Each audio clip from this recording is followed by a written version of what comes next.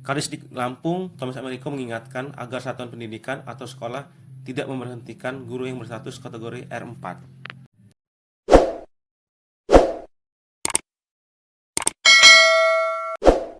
Thomas mengatakan keberadaan mereka sangat dibutuhkan. Ini sangat diperlukan oleh satuan pendidikan. Mereka ini punya peran penting ya untuk melakukan pengajaran di sekolah.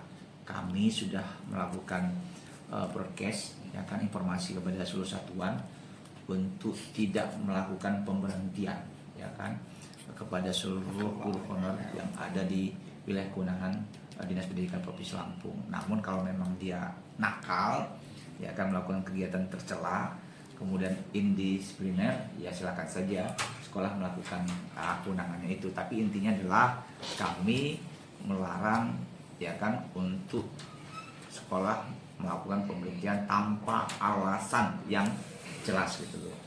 Kemudian yang kedua, kami selaku Dinas Pendidikan ya kan dan Pemprov Lampung mendukung bagaimana kami berjuang bersama-sama memperjuangkan nasib-nasib kawan-kawan yang tergolong di R4 ini di masa yang akan datang.